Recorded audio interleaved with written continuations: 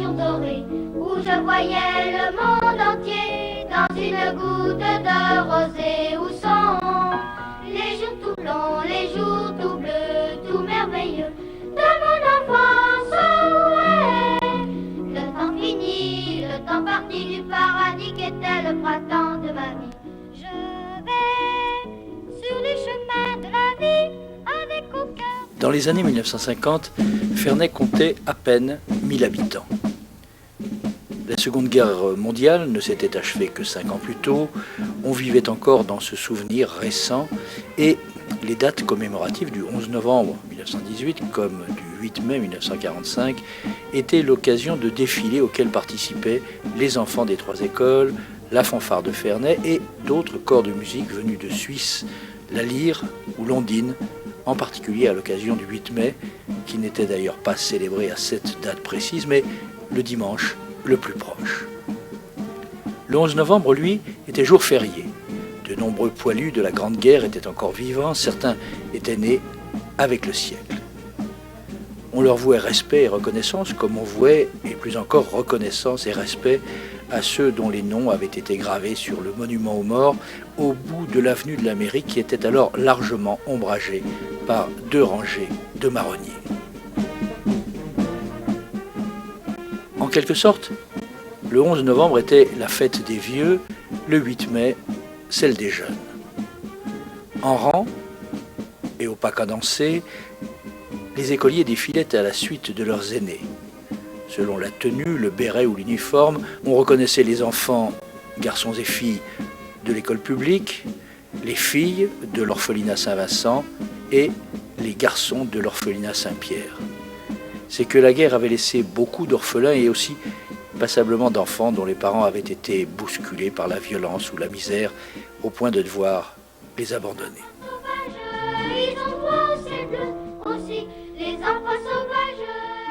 Auréolé par son engagement dans le bataillon des chasseurs alpins, François Bayet était le maître d'école et il dirigeait aussi le chœur des enfants de l'école publique.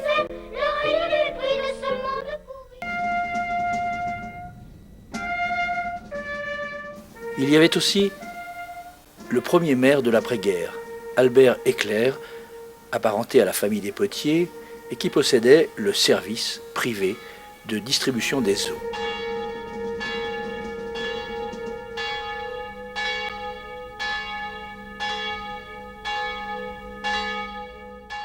La gendarmerie, installée rue de Mérin, comptait 4 agents, la douane davantage, car elle surveillait jour et nuit les 3 postes frontières et assurait aussi des rondes au bord du ruisseau séparant Ferney de la Suisse.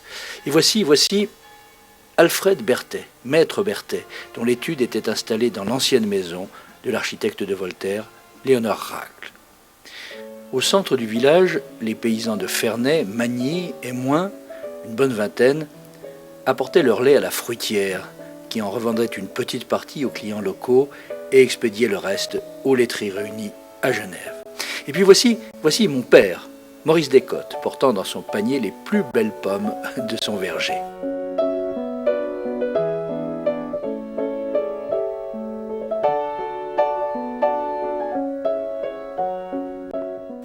Voici encore Obélix et Astérix, Édouard Malavallon et Henri Galetti. Constant Roux, épicier, qui livrait fièrement à domicile aux commandes de son beau triporteur.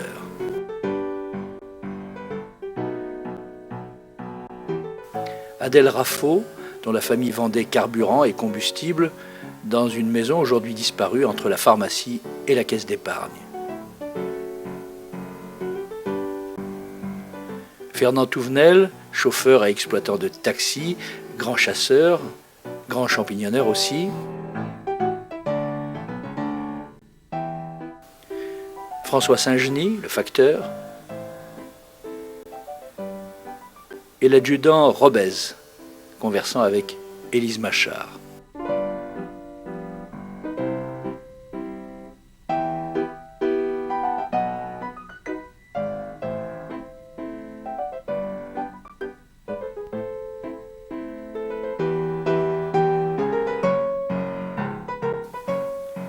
Longet. Ah, Longet, de son vrai nom Henri Martin, l'unique garde champêtre qui proclamait au son du tambour et parfois à celui de son bugle les avis officiels, avis à la population. Et revoici Constant Roux.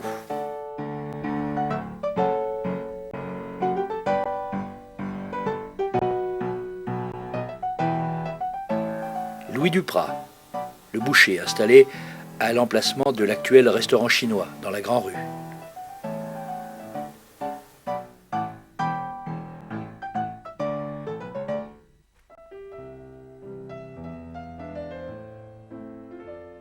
La rue de Versoix était un peu la rue des dames.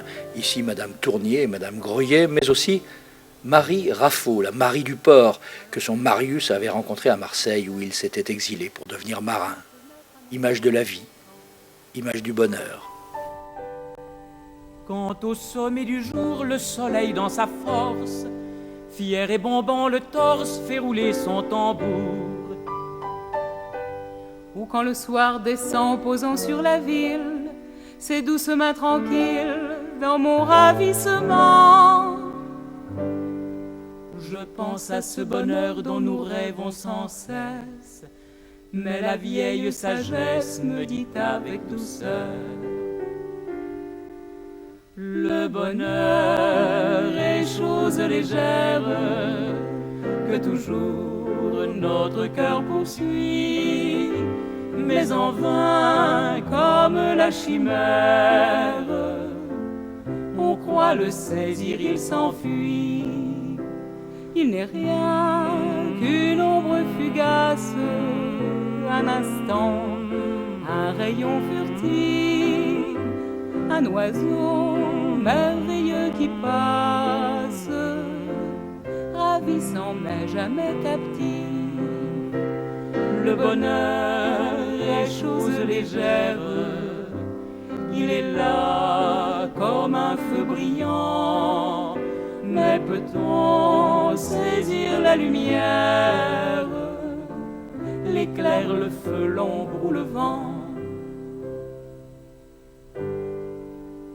Dans ce siècle de peur, de misère et de guerre, il est pourtant sur terre de très humble bonheur. Ils sont là sous la main, faits de très humbles choses, le parfum d'une rose, un beau regard humain. C'est le souffle léger d'un enfant qui sommeille, l'amitié qui veille et le pain partagé. Et puis voici qu'un jour le bonheur qu'on envie entre dans notre vie sur l'aile de l'amour. Le bonheur dans le grand silence de la nuit, c'est sur le chemin, le bruit clair de ton pas qui danse, ta main que je tiens dans ma main. Le bonheur, c'est toi, source vive de l'amour, dans son vert printemps. Quand la nuit, dans tes bras captive, j'entends ton doux gémissement.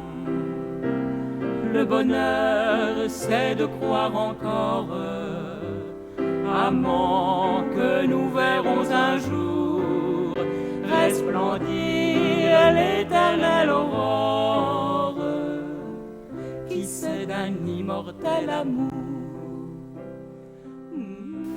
Et oui, le bonheur à Ferney en 1950, c'était cela. Par exemple, la machine d'Honoré Chiara qui allait scier le bois à domicile. Auparavant, on avait vu tout à l'heure le tombereau et le cheval de Célestin Temporel qui ramassait les premières ordures mais disposait aussi d'un beau carrosse pour les enterrements.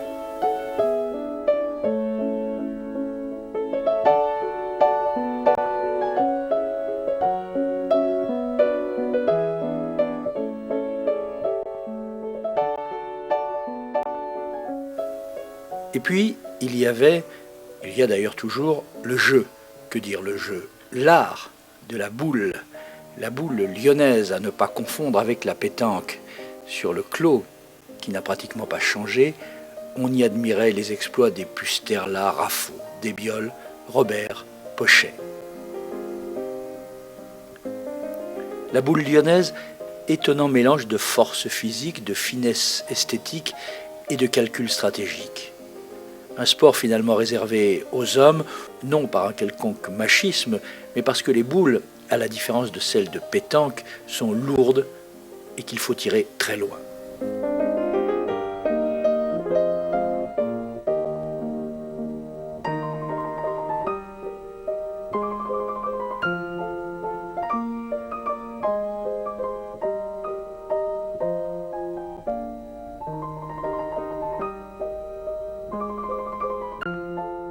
Autre passage obligé, l'Église catholique et son curé, le père Maréchal.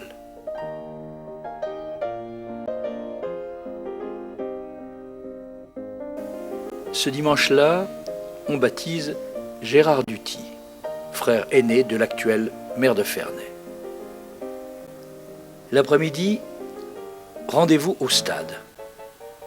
L'équipe de football de Ferney est connue loin à la ronde, et lorsqu'elle joue à domicile, le public est 10 fois plus nombreux qu'aujourd'hui, alors que la population, elle, est 10 fois plus faible. Parmi les spectateurs, on retrouve François Baillet, qui, outre son travail de maître d'école, est aussi le correspondant local du Progrès de Lyon et du Pays Gessien. L'équipe de Ferney, qui s'appelait avant-guerre l'Étoile de Ferney, affronte généralement des adversaires venus de Haute-Savoie, le Châble, Douvaine, Thonon et Vian. Le football, c'est l'occasion d'accueillir dans l'équipe un certain nombre de nouveaux Fernésiens, qui trouvent ainsi l'occasion de se faire connaître des anciens et de se faire une place parmi eux.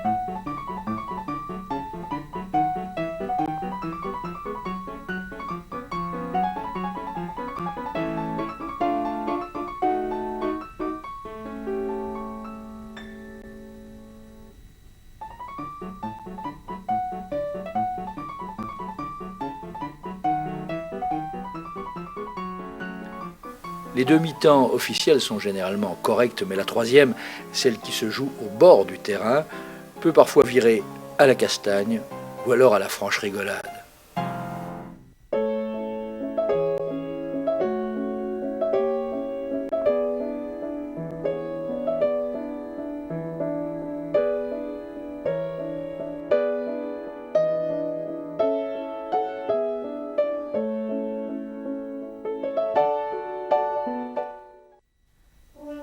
Autre reportage dû à la petite caméra de Raymond Chaffard.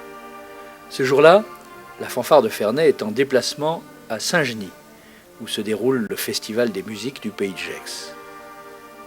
Comme le football, la fanfare est l'occasion de rencontres, de retrouvailles, d'amitiés partagées. L'avantage, c'est qu'on peut y jouer plus longtemps, beaucoup plus longtemps.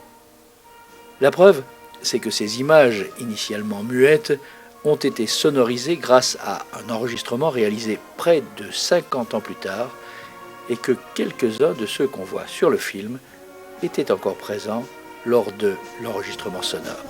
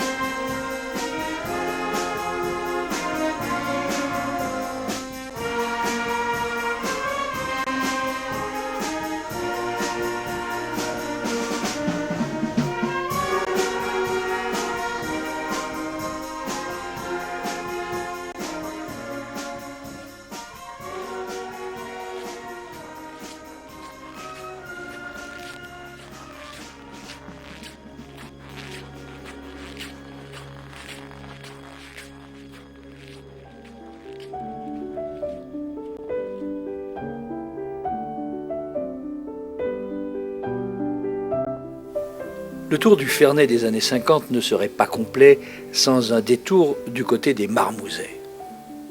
Marmouset, c'est le surnom qui avait été donné aux enfants de l'orphelinat Saint-Pierre. Initialement, ces garçons, orphelins de guerre ou cabossés de la vie, ne pouvaient rester là que jusqu'à la fin de leur scolarité obligatoire, 14 ans. Et sans doute, tous ou presque, seraient-ils alors repartis de Ferney, sans profession, sans avenir, sans espoir. Le hasard ou la destinée en décida différemment lorsque le jeune abbé Joseph Boisson, très fatigué par les épreuves de la guerre, fut nommé, pour pouvoir se reposer un peu, aumônier à Saint-Pierre justement. Il ne put supporter que ses enfants, arrachés au malheur, y retournent inexorablement. Il obtint donc d'une famille fernésienne de pouvoir louer une maison dans laquelle il accueillit les premiers marmousets apprentis, qui allaient pouvoir, au-delà de leur scolarité, acquérir un vrai métier. La maison était petite, les marmousets apprentis de plus en plus nombreux. En mars 1951 fut lancé un chantier qui allait changer leur vie, le chantier du foyer des marmousets apprentis. L'abbé avait obtenu un terrain agricole dans le haut du village. Les jeunes s'attelèrent à la tâche. Il fallut d'abord défricher, puis bâtir, souvent à main d'homme.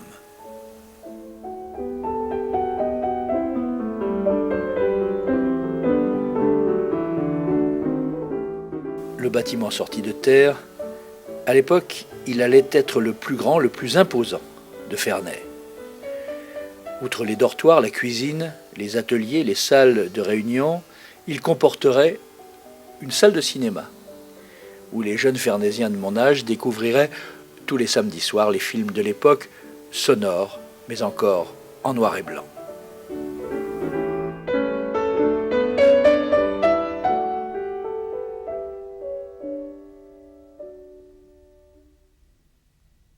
L'abbé Boisson sut galvaniser ses troupes, mais il fut aussi, bien avant l'heure, un grand communicateur. La télévision n'existait pas, mais il était omniprésent dans les journaux et participait très souvent aux émissions de Radio Genève. Sa volonté, son charisme, lui permirent de trouver des soutiens, de convaincre des mécènes. Ces marmousets étaient fiers de lui, comme il était fier de ses marmousets.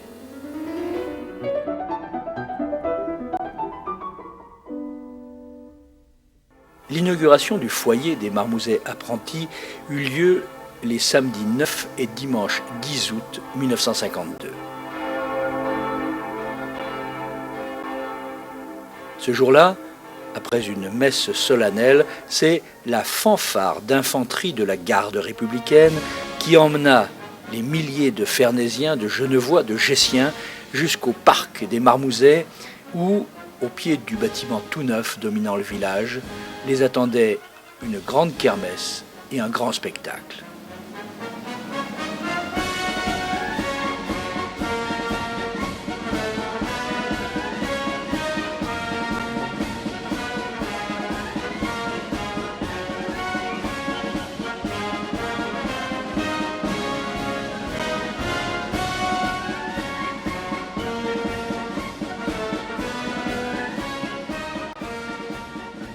Le concert de la garde républicaine, dirigé par le Gessien Eugène Montmège, fit un triomphe. L'abbé Boisson aussi. Voilà. Ça va bien? Je vois que le parterre se garnit, c'est bien agréable pour les yeux. Et puis pour le porte-monnaie aussi, il ne faut pas le cacher. Oh. Ça fait du monde, ça, hein? C'est un costaud, Franck. Alors voir comme tu as des muscles. Mais ils n'ont rien vu, recommence voir un peu. Là, vas-y. Oh oui. Hein? Et vous direz qu'ils sont mal nourris, mes gosses? Oh non. C'est une légende. Vous savez ce qu'il me demandait avant de rentrer? Je voudrais aller tirer un coup de fusil dans le tir. Hein? Eh bien, demain, on ira. On ira tous les deux. Faire un carton. Moi, sans soleil, je suis fichu, oui, sans soleil, je suis fichu.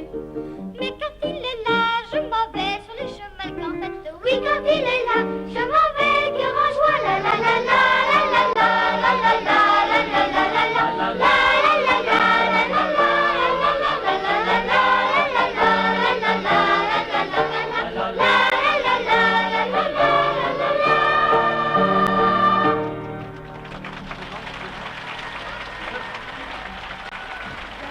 Chaque année, pendant 20 ans, la kermesse annuelle allait recueillir un public chaque année plus nombreux, venu applaudir des artistes de plus en plus célèbres, la garde républicaine, qui revint à 4 reprises, puis les compagnons de la chanson, Gilbert Bécaud, Marcel Amont, Jacques Brel, Philippe Clay, Petula Clark, Enrico Macias, Hugo Frey, Adamo, Nana Mouskouri, Joe Dassin, Sacha Distel et, à nouveau, Gilbert Bécaud.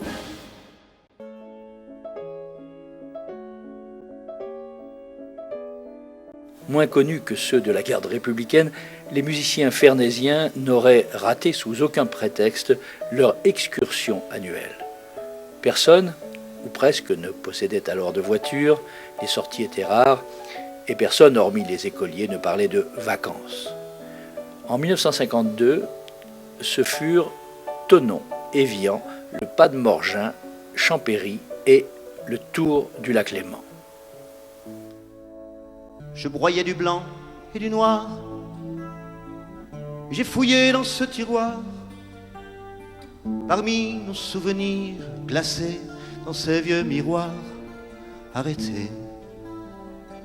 Photo, photo, photo trop tard, photo trop tôt. Ma chanson n'est qu'un lamento et notre amour un memento. Photo.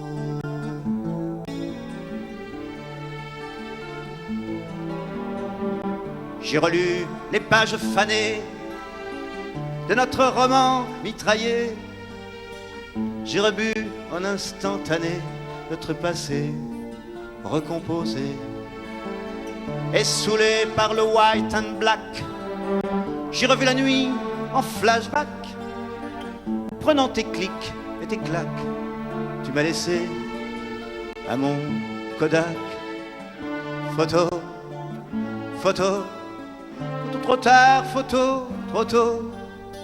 Ma chanson n'est qu'un lamento, notre amour un memento.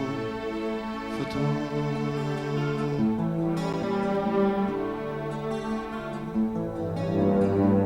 Dans mon malheur rétroactif, où je vois tout en négatif, n'ayant plus aucun objectif, j'ai jeté l'appareil fautif. Photo, photo, photo trop tard, photo trop tôt. Ma chanson n'est qu'un lamento de notre amour.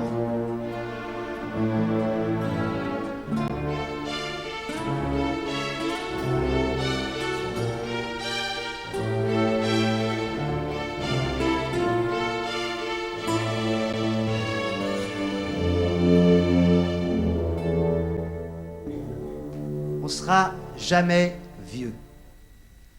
On sera intrépide, espiègle, perfide, irrévérencieux. On sera professeur en incertitude, en inhabitude, en droit à l'erreur. Tant que notre cerveau ne sera pas liquide, c'est pas quelques rides qui nous feront la peau. Quand je fermerai les yeux, je poserai mon âme à tes pieds, madame, chacun son bon Dieu. Tu connais le vent, il me fait des châteaux, et si ma dépouille part, les pieds devant, on va rigoler. En tête du cortège, ça fera boule de neige dans tout le défilé. Sera jamais mieux. On sera jamais, on sera jamais